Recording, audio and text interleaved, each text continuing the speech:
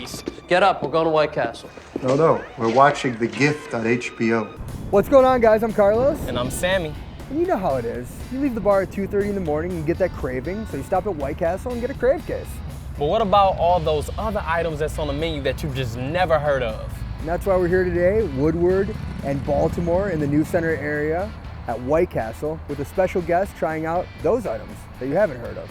Exactly. Come on, let's head inside and show those arteries who's boss.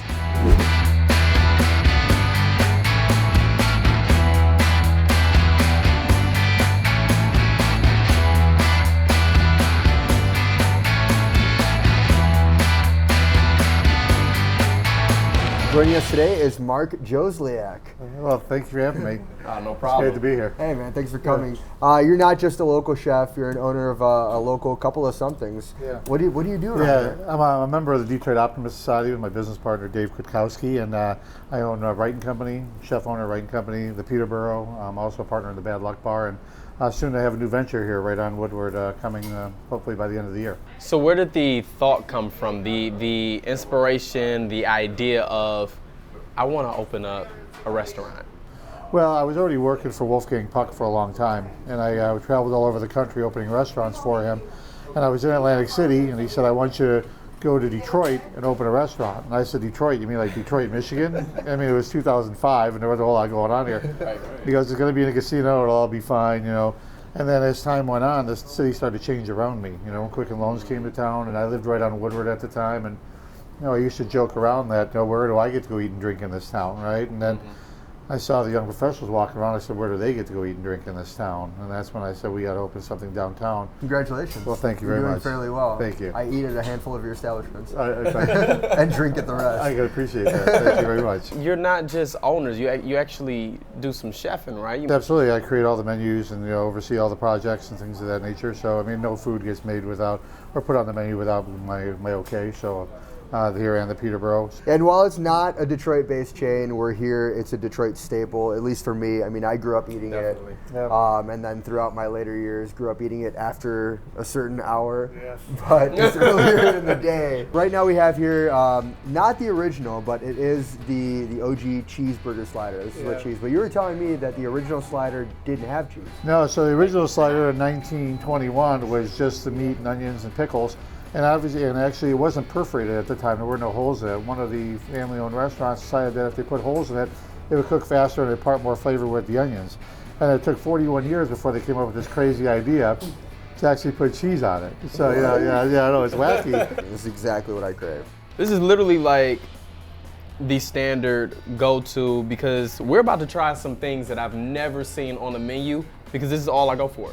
She's right about the zesty zing sauce. Yeah. Absolutely delicious. Goes great with the onions. Yeah. Onion chips. I didn't know. Who doesn't love a good onion chip, right? I've never heard of onion chips, honestly. Well, thank you. Okay, that zest sauce is pretty good. The onion chips are good. I would compare them to onion rings. It's just, they're smaller and not round. And in chip form. In chip form, it's literally an onion ring. You know, I've worked in the food service industry for quite some time, and I still haven't figured out which part of the chicken ring comes from. It's different than a McNugget, because the McNugget's usually better, just more like breaded, right? Yeah. So probably just some seasoning salt of some sort, like you said, with the onion and garlic, things like that. So all three of the sauces are really good with it. Will you be mine? Oh, yes. Thank Love you you. forever. Thank you. This is going in such a different direction than I imagined it going today, but The Belgian breakfast sandwich. it contains a tasty little sausage patty, a couple of crispy waffles, an egg, and some melted cheese. Cheers, guys. I love it. There's a little sweetness to the sausage patty. It is. I personally am not that much of a fan of really sweet stuff, so I'd probably go stay with the au naturel. I would definitely rate this over the McGriddle though. I would too. Definitely better than McGriddle. It's a little bit more substantial too. I don't eat clam strips. It's not because I don't like them or anything like that. I just never order them. So as always, we try them au naturel first, see how it is. Gotcha. They're hot. Yeah, they're crispy, so definitely something you want to eat right away. And once again, we got to try it with the appropriate dipping sauce here. We'll start with a little tartar. Yeah, it's good though. They're actually kind of sweet. They are, yeah. They're a little sweet. Surprising. I will say that the hot sauce actually, once again, I like it with the hot sauce. Hot sauce is kind of my play. And I don't like spicy stuff, but it gave it the most flavor to me. If they're not that flavorful and they need sauce, for example, hot sauce, this can get really messy if you're trying to eat it right away while you're driving, for example. We do not promote irresponsible driving. Be responsible, folks. Be very responsible. And if you're eating White Castle, we know what time it is and we know what you're doing. Drink responsibly. Or smoke responsibly. Smoke responsibly, friends. Be responsible. Fish Nibblers. It's got some herbs in there, so you see that's some what I thought it greenery was in like there. jalapeno or something, but yeah, it's not. so once again, we start on natural. They're hot. Oh yeah. It's good. They're good. I like them a lot. And this is a little better way to eat like if you want something of this nature as opposed to the clam strips, so easier to facilitate the vision. Fish is flaky too. Very well breaded. The surf and turf with jalapeno cheese. If you've not experienced this delight, the double cheeseburger, jalapeno cheese, of course the signature onions, and the fillet of fish. All right, let's see what this is talking about. Surprisingly good. Yeah. You do lose a little bit of the fish flavor in the middle because of the jalapeno cheese. And the jalapeno cheese does have a little kick at the end. You know what I mean? If you know me, if you've been hanging out with me at 2:30 in the morning and you're in the drive-thru with me at White Castle, you know that this is my play. This is definitely drunk food. This right here. This has got drunk food written all over it. Crunchy, juicy, Super greasy. greasy. I love it. I think it's good. I think it's a solid sandwich. How much is it? Oh, this $3.19. is highfalutin right here. You better, you know, this is. I see this for Valentine's Day when I'm bringing a date. You know what I mean? When you really want to splurge on the $3.19. You know what I mean? Like, honey, money's no object tonight. Have the surf and turf You burger. can get 2 surf and turfs if you want. I'm perfectly honest with you, I was skeptical as hell with this, but it was really good. Last night I was with a friend of mine, her name's Paige, and so she's the self-proclaimed Impossible Burger aficionado. And she told me she was excited when she found out that I was coming here today. She said that the Impossible Burger at White Castle is by far and away, the best Impossible Burger she's ever had. What? Yeah, Wow. so Out of all the places that she's it eating them everywhere. If they Wow. got them, she's eating them. This one has a new condiment. It's a pre-made ketchup and mustard mix that goes on with the pickle and the cheese and the Impossible Burger. So made on a separate grill with fire roasted onions too. no residual meat shrapnel or protein on It's our your. last burger. There you are. It's been a pleasure, guys. Oh, it's been a delight. We should do this every week.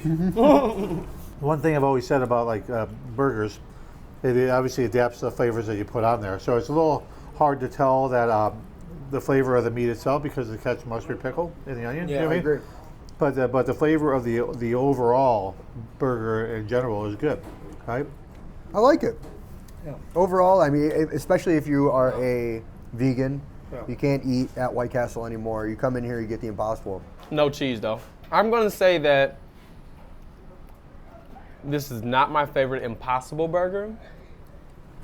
Paige is going to be very upset with you. I'm sorry, Paige. It's not my. Page. It's not my favorite. It's good for what it is. You can definitely tell it's a White Castle burger. Yeah, the whole thing has a very similar flavor profile. Very flavorful. Yeah. I think the pickle and the mustard takes over the taste. I think that this is, if you want to come here and you're a vegetarian and you really want White Castle, I think that this is a good option right here. And because it's not real meat, I wonder if you have that same effect. Like, 3 hours later. Fudge dip cheesecake, fudge dip brownie, and then we have the gooey butter cake. Oh, you already digging in? Oh, I'm sorry. All right, which one you trying? I'm gonna try the That's how we were cheesecake. eating. You said chocolate dip cheesecake. I said I'd love some. That was good. That was really good. Yeah, okay, I took a date out for dessert here. I don't know how dessert sales are now, but with the new legislation that's going to be passed, this is going to be a big hit right here. This is really good. This is really good. It's very similar to a pound cake. It's moist. These two share a little bit of a similarity because of the chocolate dipping. Yeah. This one's completely different. It's really good. All three are delicious though. Well, actually, this is my favorite, as you said. Yeah. I think the butter, the ooey gooey butter cake. butter cake, yes. It was definitely my favorite. Definitely my favorite as well. I'd say follow that up with gooey the butter. cheesecake for me. It's probably number 2. I think it's just because it's much different. Like I said, the brownie and the cheesecake are both good, but you know, you had brownie and cheesecake before. This is unique. You know, we want to thank you all for tuning in for Deadline Detroit's Digest. We appreciate you. We thank you for joining us today. Oh, thank you. And don't forget to hit that subscribe button. Don't forget to click that bell so that you can get notified directly to your device on when we're going to be uploading new videos. So appreciate everything. And yeah, like, comment, share.